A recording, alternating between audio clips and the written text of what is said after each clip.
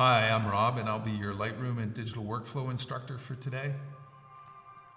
We're going to talk about Lightroom and how you can use it to manage all of your digital assets, taking from your compact flash card or your SD card, to ingesting them, to renaming the files, to putting those files into collections, into your develop module, where we will be talking about adjusting tones, applying presets, creating new images with different vibrance, changing the lens corrections and image perspectives, all that good stuff. And then finally exporting those images to your final source, whatever it may be, whether it's for print or for web or whatever.